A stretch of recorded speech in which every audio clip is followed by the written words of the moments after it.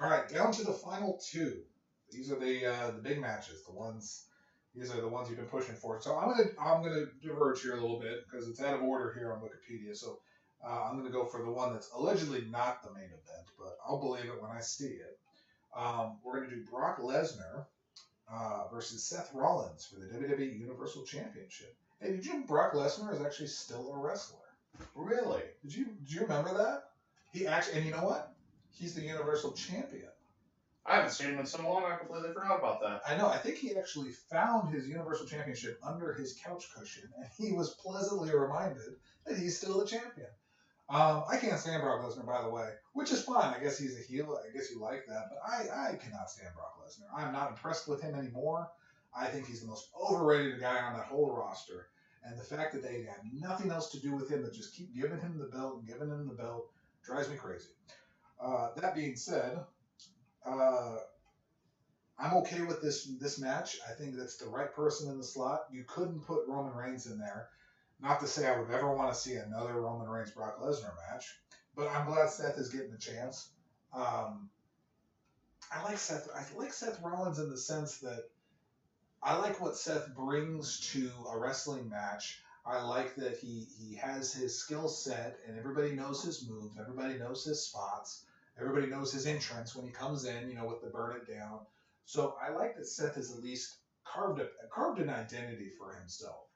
That's one of the hardest things to do as a wrestler. So, getting him in a match with Brock Lesnar, you always get kind of screwed over on that to a sense because when you have a match with Brock Lesnar, you're going to have Brock Lesnar's match. You're going to get thrown around in suplexes about 15, 16 times. Agreed. You're going to be put in stupid submission holds that Brock didn't even use when he was in the UFC.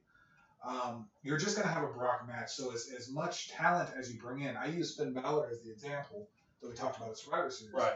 Is you're going to have a Brock Lesnar match, and you kind of get a Brock Lesnar match every time. The only thing that changes is the end. How are you going to beat him? Because you know what? If you're going to have a 15-minute match, 13 minutes of that is going to look like every other Brock Lesnar match. Agreed. It's going to be Brock beating the hell out of you and doing Suplex City. Oh, Suplex City, which has now been old for 3 years, yet that's on every single shirt. I thought it was stupid when he first said it. Welcome to Suplex City. That's the stupidest thing. I can't stand that. I think he said that to Cena. Was it Cena? No, yeah. Was it? I thought it was Roman Reigns the very first time when Seth cashed in the Money in the Bank. I thought that's when he said it then. I thought that was when he fought Cena at SummerSlam and he suplexed him over and over, and the match was almost like yeah. But you literally just described every Brock Lesnar match. Yeah, take out Cena. That's literally every Brock Lesnar match. That's true. I'm hoping that Seth wins it. I think that if Roman had not been diagnosed with the cancer, that he would still be champion. And I think this WrestleMania card would look a bit different. Yeah. But I'm hoping, and I so hope, that they do not let Lesnar keep the belt. This man does not need to keep the belt. I agree with what Seth said a couple of months back. I've agreed with what Roman said over a year ago, is that you need a champion that's going to show up. And that's the thing is, if Brock wins and retains, it's going to be SummerSlam. It'll be SummerSlam until we see him next. I mean, until he wrestles in the Big Four. He'll come out on Monday Night Raw and stand around as Heyman talks, and we won't see him until SummerSlam. I don't want that to keep happening to WWE.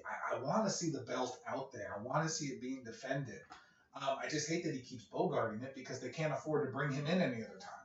Well, I remember there used to be a rule where if you did not defend your championship, it was like either 30 or 60 days, you got stripped of it.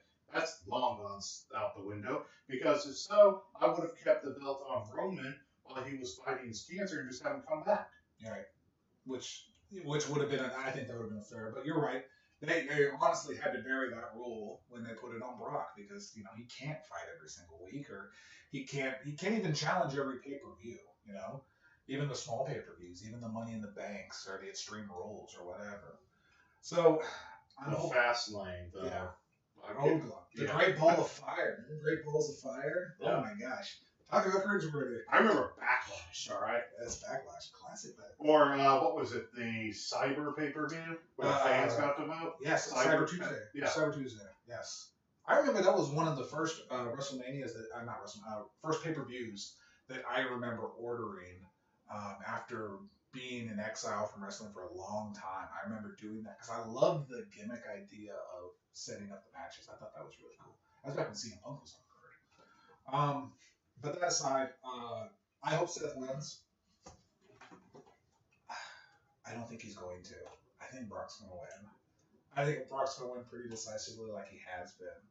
I'm going to give it to Seth because I think, say what you will about Vince McMahon, the man's not an idiot. He knows when to give the people, when to piss off the people. Mm-hmm. But I even think that he is at a point to where you need a champion that's going to show up, especially since not even 3 months ago, they made a promise to us that they were going to start listening to the fans. Now, I understand, don't always give the fans what you want. Right. But I think on this case, with it being the showcase of the Immortals, you give the fans what you want. And believe me, it does not hurt Brock at all if he loses. He could lose in the most embarrassing way. It will not hurt him.